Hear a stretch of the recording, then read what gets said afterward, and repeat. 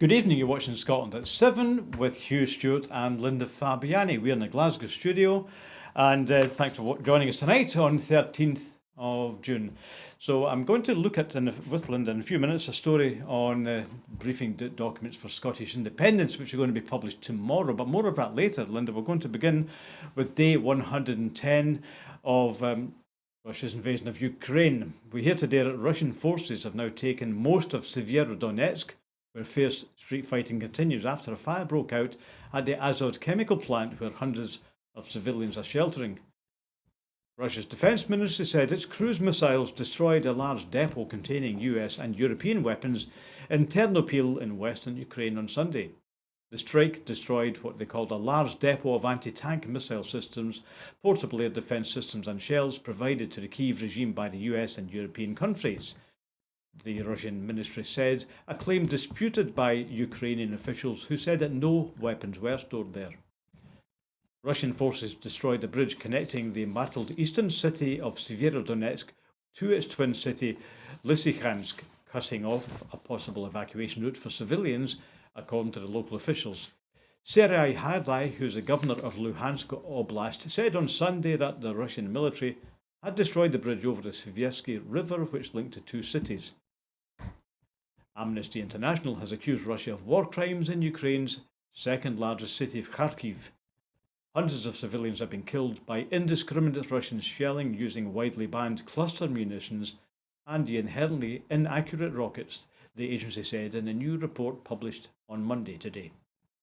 The bodies of many Ukrainian fighters killed during the siege of the Azovstal steelworks in the southern city of Mariupol are still awaiting retrieval, the former commander of Ukraine's Azov National Guard Regiment said on Sunday.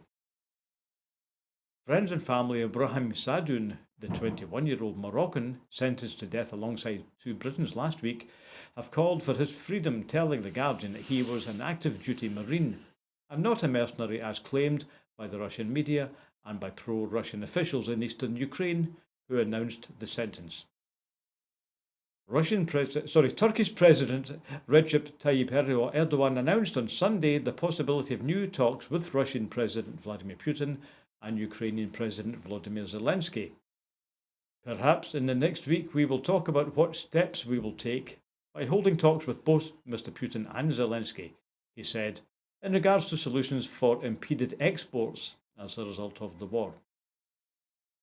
The global nuclear arsenal is expected to grow in the coming years for the first time since the Cold War, and the risk of such weapons being used is the greatest in decades, a leading conflict and armaments think tank said. Russia's invasion of Ukraine and Western support for Kyiv has heightened tensions among the world's 9 nuclear-armed states, according to the Stockholm International Peace Research Institute. Ukraine has established 2 routes through Poland and Romania to export grain and to avert a global food crisis, although bottlenecks have slowed the supply chain, Kyiv's Deputy Foreign Minister said on Sunday.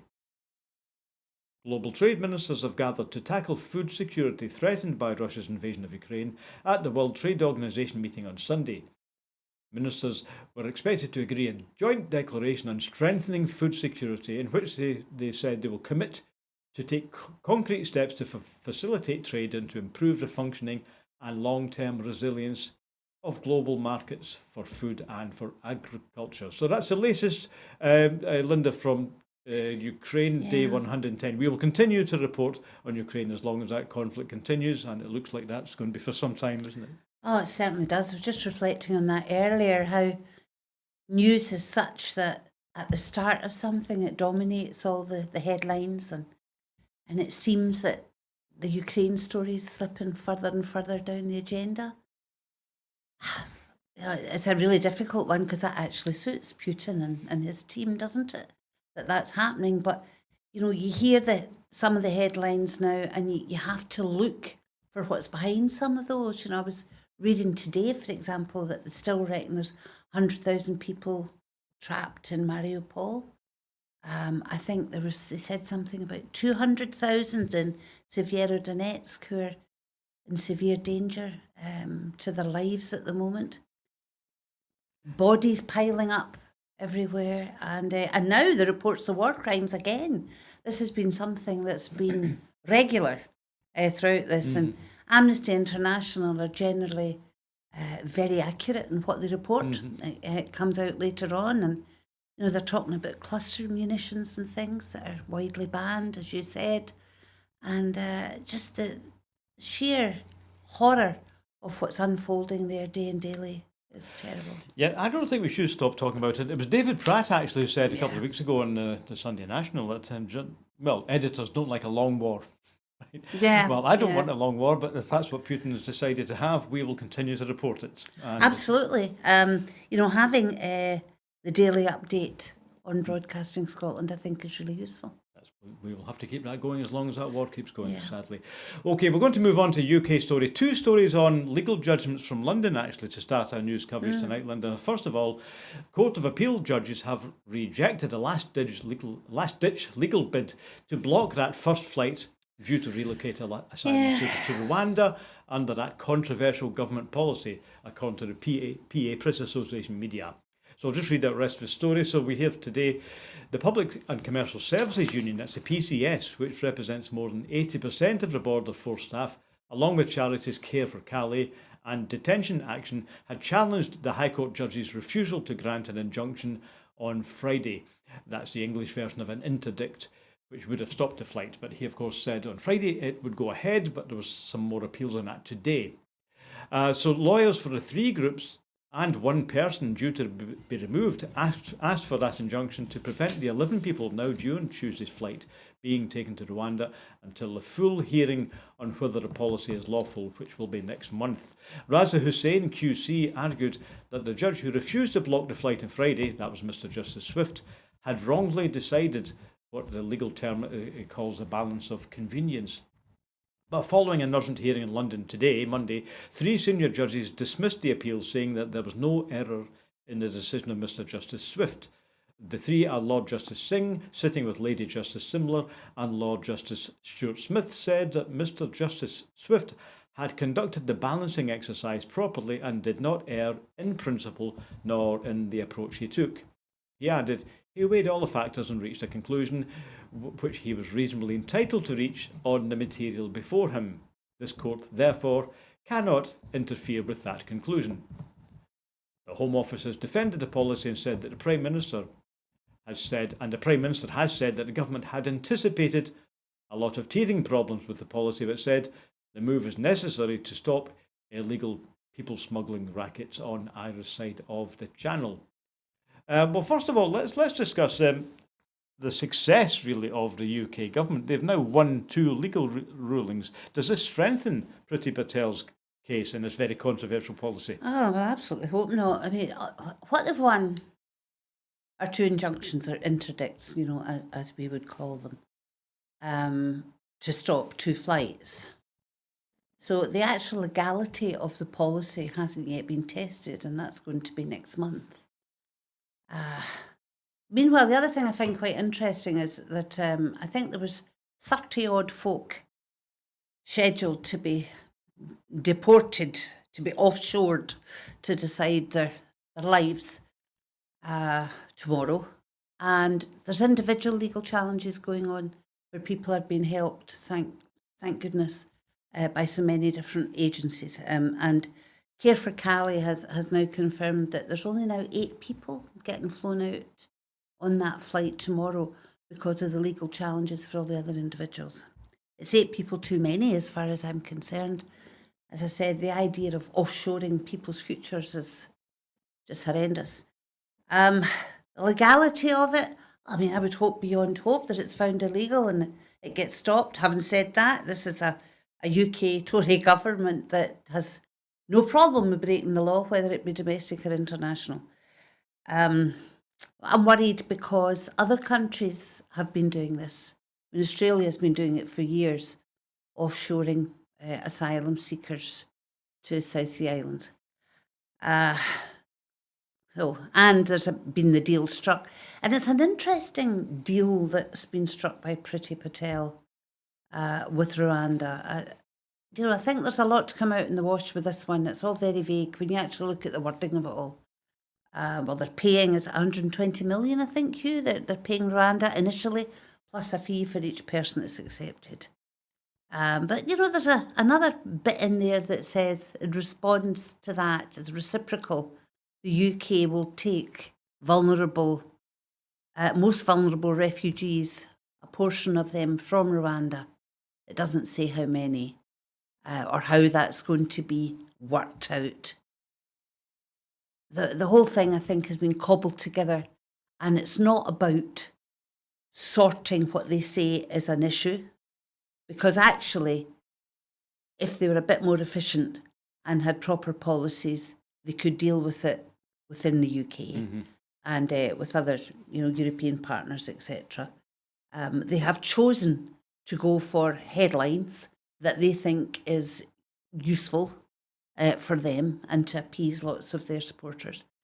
I'm not convinced that it will actually work out as planned, and there's an awful lot more to come out. So some sort of plane will take off tomorrow from an undisclosed airport in England, and as you say, there's very few people on it. I think they were trying to deport about 30 people last week. Some of them were actually underage. One charity said some of these are below 16. Oh, I missed so that. They actually were already taken off. Oh, and goodness. so I think from Prattel's point of view, as long as there's somebody on that plane, she's going to count that as a win, isn't she?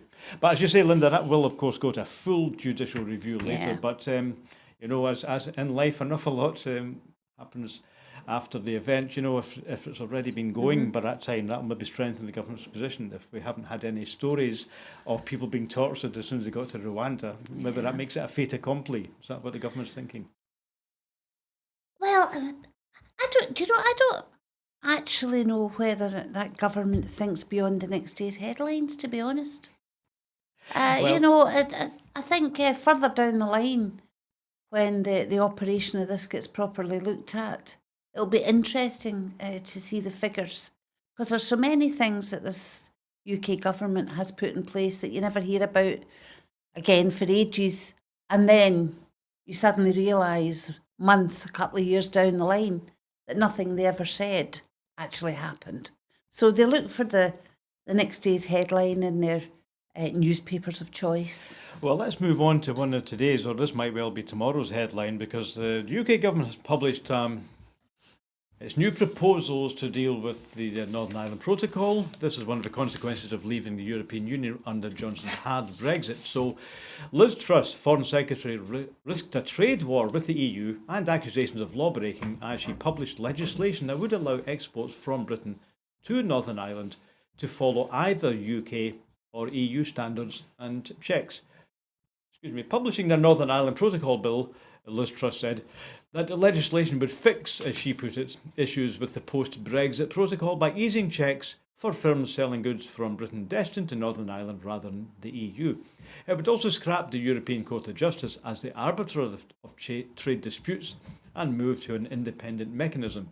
However, the EU, legal experts and even some Conservative MPs have warned that the move is illegal under international law, as it gives ministers the power to disapply parts of the protocol unilaterally without the agreement of Brussels. One of the biggest changes would be the introduction of a choice for British firms exporting to Northern Ireland between meeting either the EU or the UK standards of regulations, which are expected to increasingly diverge. It would also allow the creation of a green lane allowing fewer customs checks for those goods designed only for Northern Ireland, and a red lane for existing checks for those goods destined for EU countries. Two further measures, including bringing Northern Ireland's tax breaks and spending policies into line with the rest of the UK, and changing oversight of trade disputes so that they're resolved by an independent arbitration rather than the European Court of Justice. The legislation will encounter serious opposition in both the House of Commons and the Lords, with doubts over whether Boris Johnson has support for it to pass. The bill has some critics on the Eurosceptic right, including Northern Ireland's DUP, as well as some One Nation centrist Tories. Well, so that's the latest then. So I suppose the issue here is not whether or not it's a good idea. Can Scottish short breeds be exported to Northern Ireland if it's not going to end up in France? Maybe that's a good idea. But the principle here is that it's an agreement between Britain and the EU. And so if there's any change to that agreement, it has to be jointly agreed by both parties, doesn't it? Well, that would normally be how these things work. But, as we said in the last item, this UK government has no compunction about breaking international law as they see it. And some of the propaganda they've been putting out there about this, I just find disgusting. It was bad enough when we were in the EU and with a UK government that were just so anti mainland Europe. It was horrendous. It's carried on. They're still making out to get advantage as they see it for themselves, that the EU are the big baddies in all of this. No, you made an agreement. You're the ones that want to break it. And they have no compunction about doing it. And I just find it horrendous. And I was really interested in one of the things you raised there, Hugh. I'd missed this myself. And it said, an introduction of the choice for British firms exporting to Northern Ireland between meeting EU or UK standards on regulation. So what the UK government is now doing is trying to absolve themselves for any responsibility. So what if there are legal challenges against individual companies? Are the UK government going to stand back and say, well, it was their choice? Oh, not our problem. They really are despicable in every way.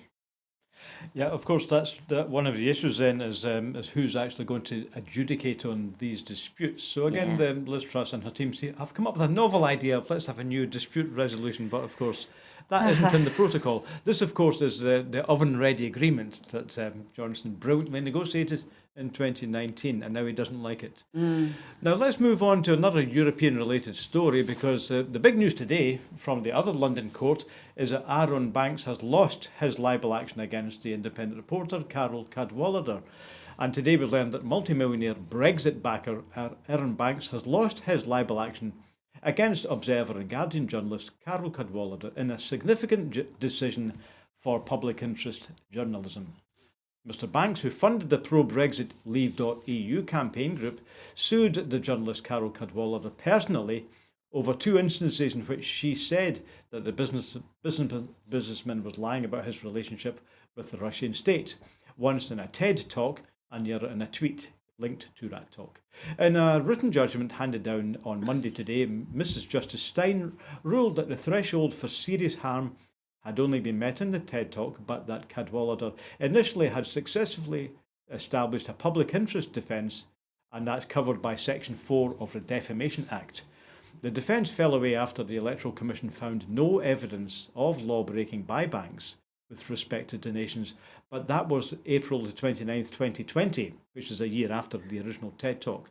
The court was not satisfied that the continuing publication of that TED Talk caused or was likely to cause any serious harm to Mr Banks' reputation. Dismissing the claim by Mr Banks, the judge said, "A key factor in my judgment is whether Ms Cadwallader had reasonable grounds to believe that her intended meaning was true. I consider that when she gave the TED Talk, she did. Ms Cadwallader had suffered a blow to her case at the preliminary hearing in 2019 when Mr Justice Sani concluded an average listener would have understood the meaning of the remark about Banks made by a journalist in a TED Tech conference and in the related tweet to be, as he said, more than on one occasion that Mr Banks had told untruths about a secret relationship he had with the Russian government in relation to the acceptance of foreign funding of electoral campaigns in breach of the law on such funding." Ms Cadwallader had argued that she did not intend to imply that Banks had received Russian money, nor that he lied about receiving Russian money, but only about the extent of his contacts with Russia. After the preliminary hearing ruling, she dropped the defence of truth and relied on public interest. Justice Stein found that Cadwallader's intended meaning was one, the claimant lied on more than one occasion about a secret relationship he had with the Russian government, and two, that there are questions to be asked, i.e. grounds to investigate, whether the source of his donations was foreign funding accepted in breach of the law on the funding of electoral campaigns. The judge added, based on her investigation, Ms Cadwallader had reasonable grounds to believe, one, that Mr Banks had been offered sweetheart deals by the Russian government in the period running up to the EU referendum, although she had not actually seen any evidence that he had entered into such deals, and two, that Mr Banks' financial affairs and the source of his ability to make the biggest political donations in UK history were opaque. Justice Stein said that Cadwallader's belief at the time of the TED Talk was bolstered by the fact that the Electoral Commission had announced it had reasonable grounds to suspect that Mr Banks was not the true source of the £8 million of donations to Leave.eu, and that the National Crime Agency was investigating the matter. Now, that's all. Opaque was a word that appeared in the middle of that report, and I think a lot of viewers might be finding it a bit opaque just now. Let's just break that down a bit now. So, do we know that Aaron Banks got £8 million from the Russians or anybody else? No, we don't. No. So we don't. That was a suspicion at the time in 2019, which is when the original talk was made. And what the judge said, I think, if I'm getting this right, Linda, the judge said it was quite reasonable for investigative journalists to look at 2019 into where that money came from. There's a lot of talk of dirty money circulating, and it's quite legitimate for journalists to look into that. Now, maybe later on, some more evidence would come to light, and maybe accusations turn out to be not true, or at least not substantiated. But this is really a public interest defence. So the judges said the journalist had every right to investigate and to raise these concerns in the public interest. So is that a victory for journalism today? I would say so. I mean, I'm really pleased for Carol Cadwallader. I mean, this is just one of the many things that she has unearthed as an investigative journalist. I think she's super. And the strain she's been under through this must have been horrendous. So I'm really pleased for her. But yes, I do think it's a victory for investigative journalism. We don't get enough investigative journalism these days, in my opinion. An awful lot of reporting, but we don't seem to get real investigation to the extent that we used to. So I do think it's a victory in that way. And, you know, everything that they said in the judgment about the public interest being that if someone was clearly being investigated, etc., that it was quite valid to make speculation. So, yeah, I think it is. And I hope it encourages others as well. Now, that's a completely different thing from fake news. You know, completely different thing. So there's an awful lot of accusations go about journalists doing fake news. No, that was investigative journalism. She reported in the public interest. Further down the line, you know, as the judges said, there was further information came out that meant perhaps all that she said wasn't quite accurate. But my goodness, I think that happens regularly in journalism. You can look at any newspaper any day as a serving politician and go, well, actually, that's not true. Not necessarily libelous, but just that's not true. They've picked that up wrong, or it's lazy journalism, whatever.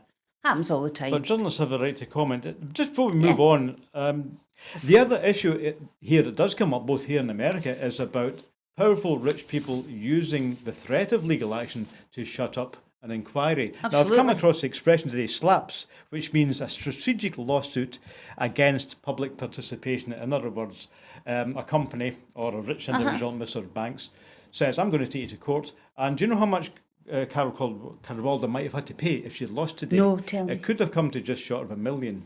But poor lassie. So that means if you raise a case like that, it means we're saying if you lose, you're ruined, you're finished. Well, and this from somebody that can give £6 million to not his own country's political campaign. So, yeah, it's bullying. That's basically it, legal bullying. So at least that's in this case, it didn't work anyway. So well done, Carol Cadwallader. Yeah. Okay, on to the economy now. I've been calling this the economic crisis. Let's just use that as a Broadcasting Scotland's shorthand for what the UK economy is going through just now. We're in a crisis, aren't we? And the latest is that the UK economy has unexpectedly shrunk in April, the last figures available, as soaring energy costs and supply chain disruption dragged down manufacturing amidst the cost of living crisis, while the winding down of the NHS test and trace service dragged on growth. In figures highlighting the growing risk of recession, the Office for National Statistics said that the gross domestic product, the GDP, fell by 0.3% on that month, that's April, after an 0.1% decline in March, as consumers reined in their household spending amid soaring household energy bills. This latest snapshot showed that the three main sectors of the UK economy, the service sector, industrial production and construction, all shrank for the first time since January 21 during the national COVID lockdown. Manufacturing suffered as companies struggled with soaring fuel and energy prices and international supply chain problems dragging down the industrial production by 0.6%. Construction also fell by 0.4% after strong growth the month earlier when builders benefited from significant repair activity after the storms of February. The CBI has downgraded its growth outlook for this year and called on Rishi Sunak to take action before the summer recess amid concerns of a recession. CBI's Director General Tony Danker warned that it won't take much to tip us into a recession, and even if we don't, I feel like one too many. I feel it will feel like one for too many people. Sorry, right. So it looks like a recession. It's technically not a recession until you've had 6 months of negative growth, but that's what's further away there already. Meanwhile, forecasts earlier this month from the OECD highlighted that the UK is set to have the lowest economic performance of all G20 economies, apart from Russia, which is hit by sanctions. Commenting, Alison Thulis for the SNP in Westminster said these latest figures are a real cause for concern. The Chancellor simply cannot let the warnings go in one ear and out the other.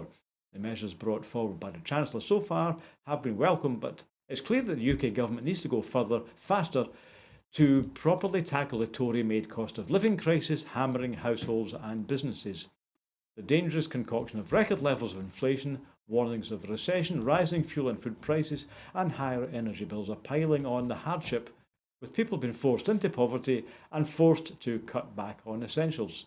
She said people in Scotland have been forced to pay a heavy price for the cost of living with Westminster, with Tory austerity, the regressive national insurance hike, cuts to universal credit, and an extreme Brexit piling on the pressure. The only way to properly protect households is to become an independent country. So Alison Thulis is pointing out that whatever problems we are going through, the Scottish Government doesn't have much decision-making power to deal with it. Well, that's right. The big decisions are taken at Westminster and what a mess they're making of it. Alison Thulis is quite right in pointing out everything she does. We spoke a wee while ago, Hugh, about fake news, and if there's one thing that this UK government has been, I'll be polite about it, disingenuous about, is the reporting on the economy. I mean, we keep hearing about how the economy is doing well, going from strength to strength, how the UK is much better out of Europe and everything else. And here we are, it's a pile of nonsense. The forecasts, the UK set to have the lowest economic growth performance of all the G20 countries, Russia aside. The UK is not performing well at all. It's a disaster. And how it's going to get worse, as Alison Thulis said, when everything else kicks in.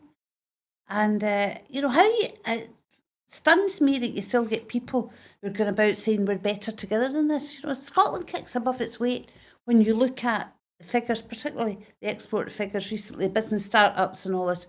Scotland kicks above its weight within the UK. I have no problem with people that don't want independence for Scotland. That, people that say, I want to stay in the UK. Their choice. Fine. You're entitled. But don't be telling me that Scotland couldn't do it on its own. That's where it just becomes completely farcical. Because when you look at the mess of the UK in all sorts of ways, and economically as well, and when you look at other small independent nations that are shooting way ahead of the UK in economic forecasting, Scotland could be up there.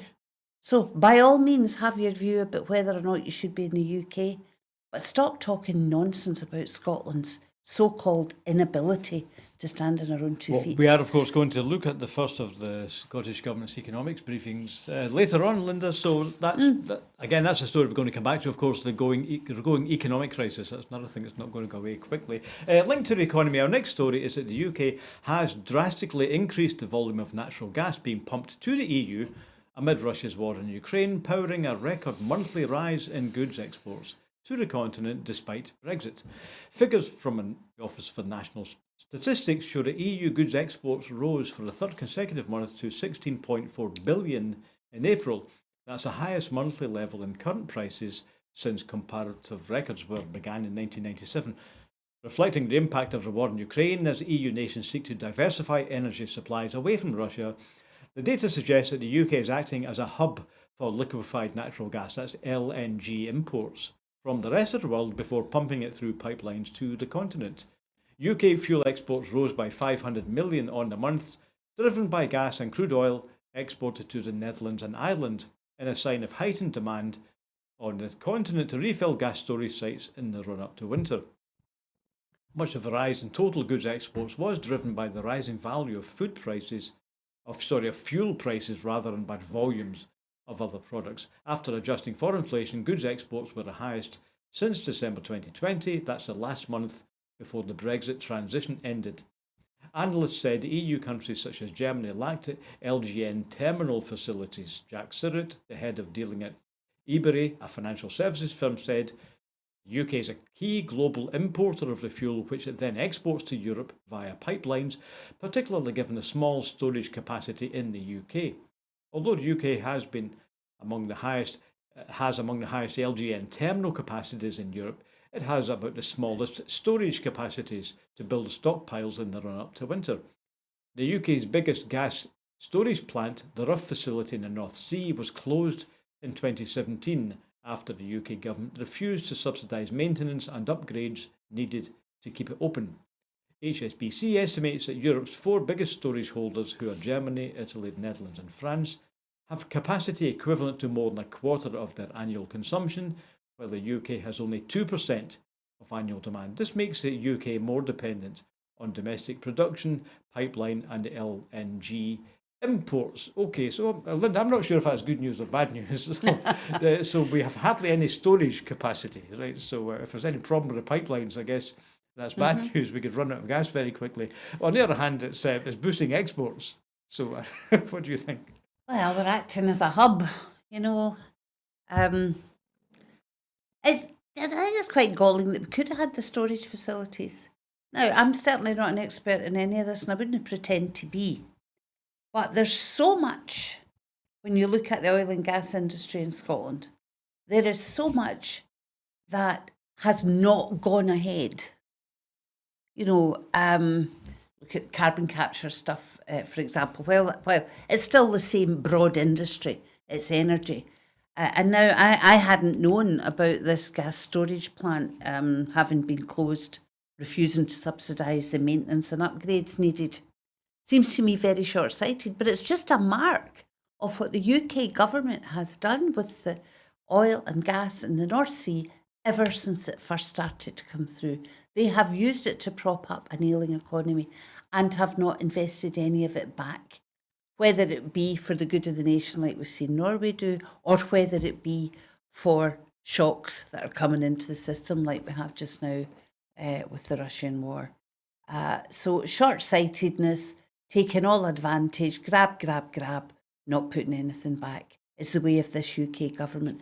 And they will push what's happening with it, ramping up the gas and oil exports and acting as a hub, as a benefit because of the export figures. But there's an awful lot more behind it.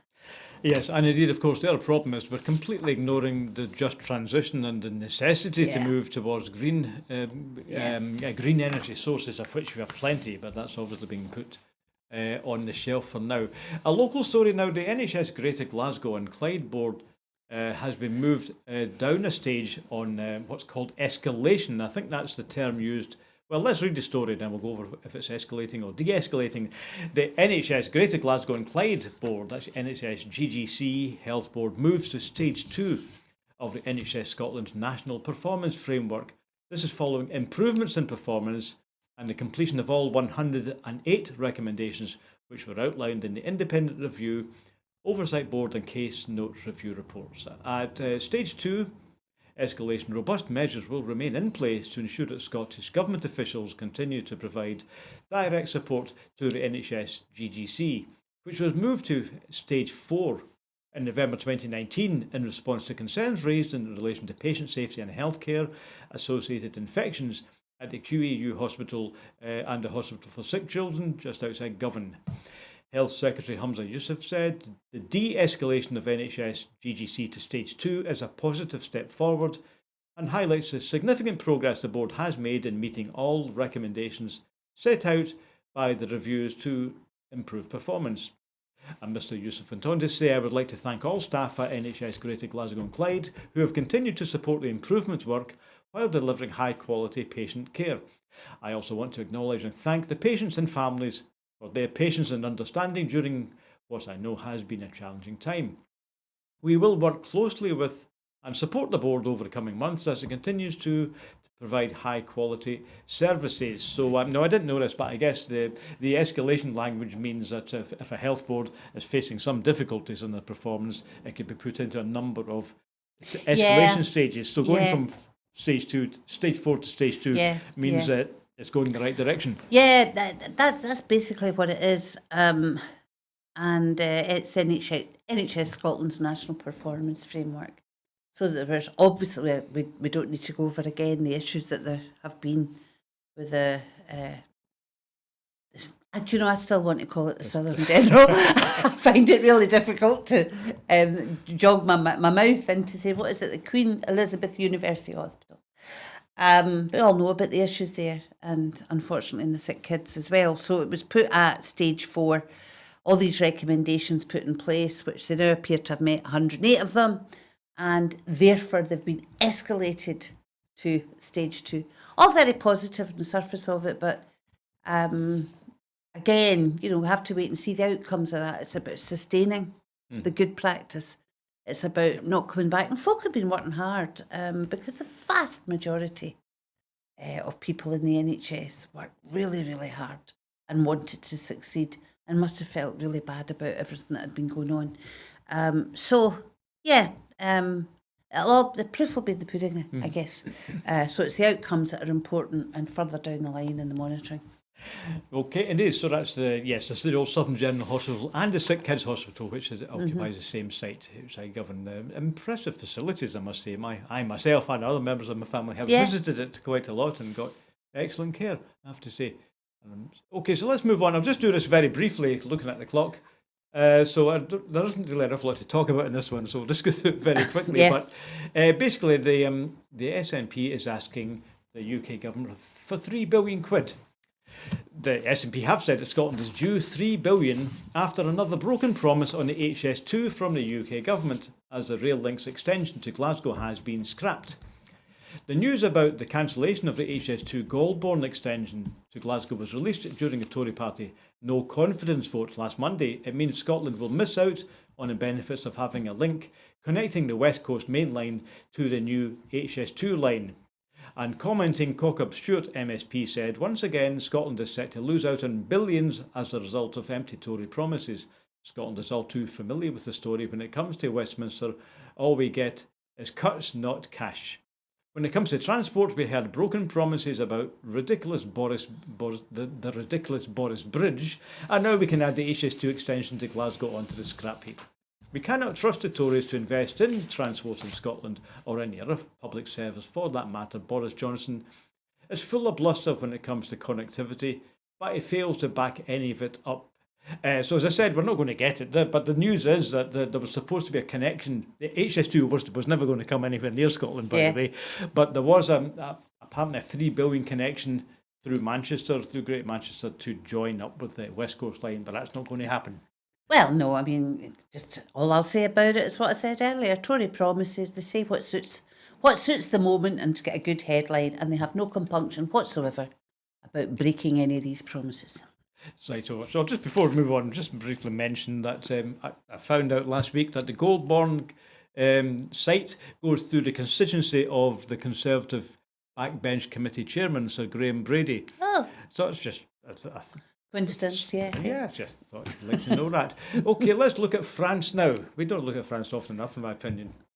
Now, Emmanuel Macron's centrist grouping was neck and neck with the new left-wing alliance led by hard-left Jean-Luc Mélenchon in the vote share in the first round of the parliamentary elections. These took place yesterday, Sunday, and the second round is next Sunday. Mm-hmm. A frantic final week of campaigning will therefore begin today. They presumably have begun before the second round, as Macron's centrists still hope to edge ahead, but face uncertainty over whether they can win that crucial majority of seats in the parliament. Macron's centrist alliance, which is called Ensemble now, took 25.75% of the vote, according to the results which are published today from Sunday's voting. A historic alliance of parties of the left, led by France Unbound, that's Monsieur Mélenchon's party, but his grouping also includes the Socialists, the Communists and the Green Party. and they took 25.66%. I'll just go over those numbers again. So the right-wing, centre-right grouping of Macron got 25.75% of the votes, and the left-wing grouping 25.66%. So really, it's very neck and neck. Marine Le Pen's far-right National Rally Party got 18.68%, but are hoping to increase their number of seats in the Parliament. The right-wing Les Republican and its allies got 13.2%. Turnout on Sunday was the big winner, though, because it estimated to have hit a record low. So I should say abstentions were the big winner, according to some of the French papers. According to polling firm projections, after candidates described the mood among voters as angry and disillusioned with the whole political class, Olivia Gredoire, the government spokesperson, said the low turnout was the key issue. Shortly after the first projections emerged, Michel Mélenchon urged voters to turn out in a week's time to what he said reject definitively the disastrous policies of Mr Macron's majority, and claimed that the presidential party is beaten and defeated. Meanwhile, the new Prime Minister Elisabeth Borne said, "We have a week ahead of us to mobilise, 1 week to convince, 1 week to obtain a powerful and clear majority." Ensemble, that's Mr Macron's grouping, was the only political grouping capable of getting a majority in Parliament, she said. The parliamentary results will set the balance of power for Macron's second term, defining his capacity to deliver domestic policies such as raising the retirement age and overhauling the benefits system. Let's just quickly go over the system in France, just to remind people. So, of course, Emmanuel Macron won his second term just a few weeks ago, and in the French system, the parliamentary elections, what they call the legislative elections, follow. And like the presidential election, it's done over 2 rounds. Now, in the first round, anyone who got more than 50% is in, so anyone who doesn't get 50%, well, some drop out and some have another go next week. But I think the interesting thing for me is this idea of the left-wing regrouping, because a lot of people in English Labour, not so much Scottish Labour, have saying, why don't we all get together with the Greens and the Liberals and the Greens and the Liberals, nobody else. But that's what's actually happened, and this is quite historic. The French Communist Party, the French Socialist Party, and the Ecological Party, the Greens, and Mélenchon's Insoumise movement, all together getting almost as many votes as Macron. So that's a realignment of the left, which people have been talking about. Well, I think it's really interesting, that's happened, because the concern over the last few years, for me and for many others, is that across Europe we've seen the rise of the right wing policies. And, just as an aside from that, I certainly hope that Marine Le Pen's lot don't get any more seats. And I would like to see them, go way, way down. I think it's really interesting that we've had this left-wing coalition, for the elections. It'll be interesting to see what happens next week. It was the lowest turnout in modern France ever. So again, there's a lot of lethargy about politics generally across Europe, and I consider ourselves part of Europe when I say that. We are part of Europe, not the European Union, but people sometimes don't realise that we are still part of Europe, if not in the Union that is the European Union. Of course, the other European thing about Scottish politics is the understanding between the SNP and the Scottish Green Party. And it's not a coalition, but it's an agreement. Well, the Scottish Parliament set up more along the lines of European parliaments like France, which is that coalitions are generally the way forward. Usually after the elections, but this time it's before it. We've got these groupings in France. Other interesting point that I read was that up until, I think, 1992, it was like the American way, where you could have a president of one political colour, and America, it would be the Congress, and in France it would be, what do you call it, the legislative, completely opposing politics. But they now it is, since 1992, the president has to work with whoever is a successful coalition. So it'd be quite interesting if the left do win, to see Macron working with them. Some very basic policy differences. Yeah, I was just going to finish on one of the key differences, that Macron wants to reform social security and to increase the retirement age to 65. And I see that the socialist leader that's leading the coalition, he wants to reduce the pension age to 60. You're like, oh my goodness, that is quite a a difference. And here we are already at, 67 and heading for 70. Yep. So yes, let's go European then. Okay. That'll be next Sunday, of course, the second round next Sunday, and we'll comment on that next Monday once we get the results in.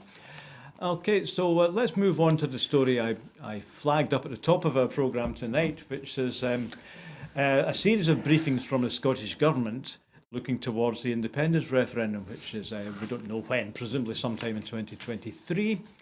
But the first of a series of papers designed to make the case for independence afresh and to inform the debate on Scotland's future will be published tomorrow by Nicola Sturgeon and by the Scottish Government Minister and Green Party co-leader Patrick Harvey. The paper, which we haven't seen yet, Linda, but the paper will apparently detail how neighbouring European countries comparable to Scotland use their full powers of independence to tailor policies to their own specific circumstances, and in doing so achieve better economic and social outcomes than the UK.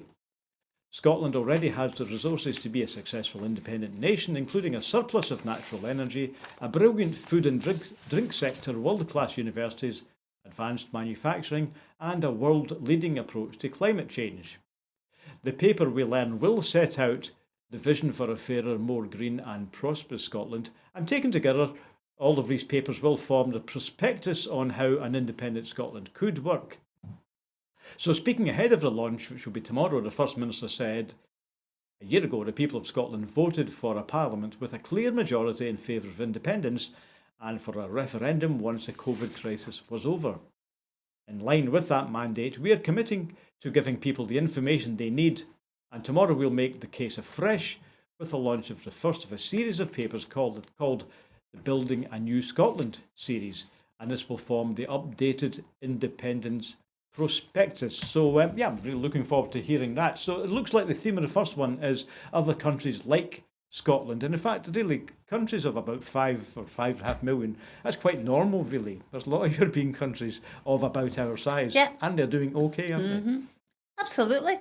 And it's been interesting too, as a sort of background to this series of papers being introduced. I was reading at the weekend, and the man's name escapes me. You may remember Hugh, a very renowned academic who talks a lot about referenda, etc.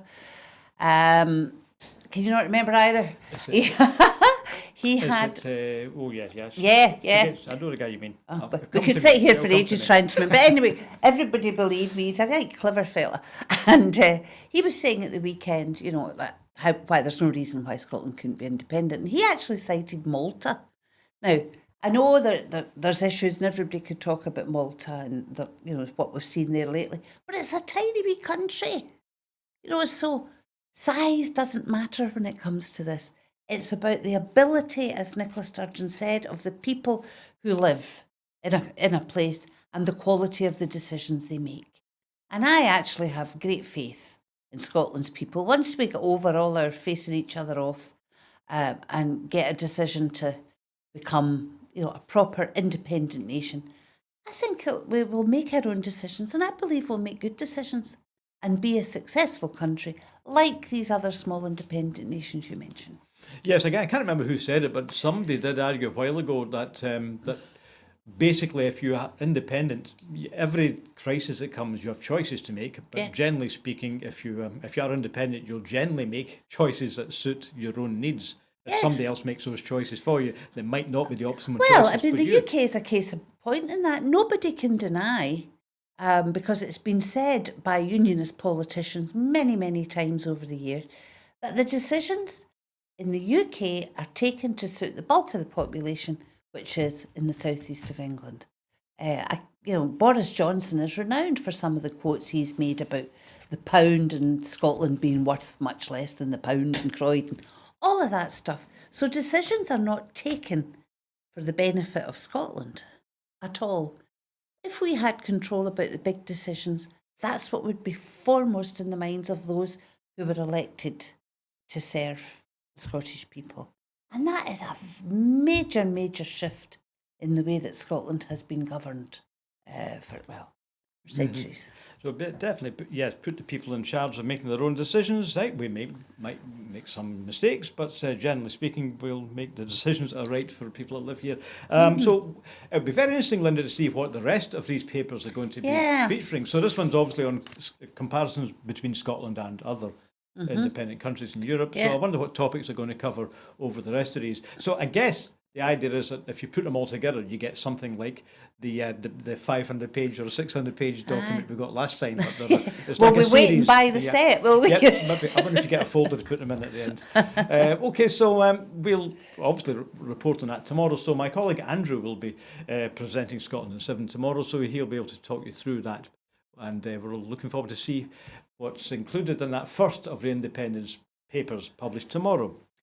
Right, so we're going to finally give you a good news story. So one of Scotland's most iconic heritage attractions and the star of the hit TV series Outlander, Doune Castle, has reopened to the public. Access restrictions were put in place temporarily at the castle last year as a precaution for essential high-level masonry inspection, while Historic Environment Scotland, HES, who managed the attraction, conducted a full survey of the site. The iconic visitor attraction, which features an Outlander as Castle Leoch, has been reopened with a special access corridor put in place, with visitors once again able to enjoy the interior of the castle, including the courtyard, the basement, and many of the smaller chambers.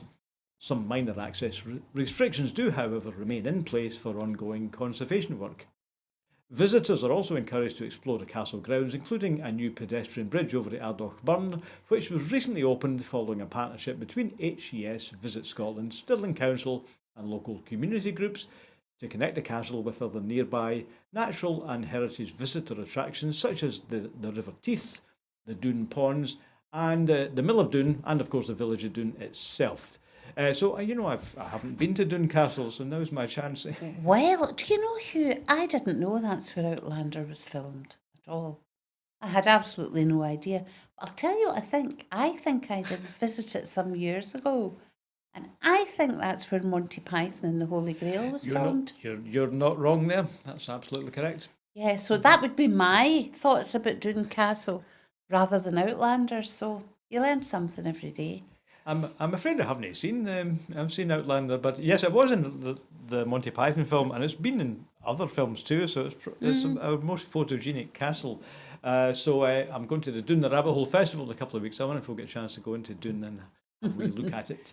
That's just nearby. It's not exactly in Doune, but it's quite close. That's how. That good news about Doune Castle reopening is our final story tonight, Linda. So there's just one more thing we have to do, Ryan. We are, of course, doing our emergency fundraiser at the moment. So our crowdfunder was, I think, at just over £3,000. So that's great, thanks. But we do, in fact, need more than that. We've got a really serious problem here at Broadcasting Scotland of our expenses not matching our income. Now, if you agree with us, with Linda and myself, that we do need independent broadcasting, then please give us a hand to see if you can help us to pay for our bills. If you can see on the screen below me, our website, www.broadcastingscotland.scot, is our main website. Please have a look at that. That's obviously a good place to look at all the other programmes we've done over the months. And if you click on the donate button, we would really be very pleased to get anything you can contribute. I know a lot of you have already, so thank you for that. So if you can either make an individual donation or if you can start a direct debit, that really is extremely important to keeping us going here. Now, of course, the reason Linda and I are here is because we are moving towards the independence referendum. And there's been lots of moaning ever since 2014 about Scottish issues not being properly debated, haven't there, Linda? So, absolutely. I mean, yes. I remember saying last week, I read somewhere, I think it was in Mike Small's Bella Caledonia paper, something about, don't complain about the media, become the media. So that's why I'm here, but it does cost a lot of money to run a TV station. Of course it does. And, if it wasn't for volunteers like you, Hugh, you and Andrew and others who regularly come in to present these programmes, there's a lot of information wouldn't be getting out there. And we do intend to give balanced coverage of the referendum as it moves closer to it. It's going to be particularly important, I think. The need for this station is going to be more important because, the starting gun hasn't quite been fired yet, but the beginning of the briefing papers from the Scottish Government means they are obviously beginning to put independence on the agenda as we hope the COVID pandemic doesn't come back again. It's not completely gone away yet, though. But if you can help, that would be great. So we've only got a couple of days left of this vital crowdfunder. So if you happen to know anyone who believes in Independent Scotland and who has some money that they could donate, please put them in touch with us on the website. And don't forget, of course, spread it on social media. If you enjoy watching our programmes, then please tell other people too. And let's see if we can increase the number of people watching Broadcast in Scotland. And we'll see if we can continue to grow. And there's lots of other programmes we would like to make. And with your help, we'd like to expand our range of programming and the number of hours we're out every week. Okay, so that's it for tonight. So Andrew will do Scotland at 7 tomorrow. So from Linda Fabiani and myself in the Glasgow studio, thank you for watching. We'll see you later. Good night.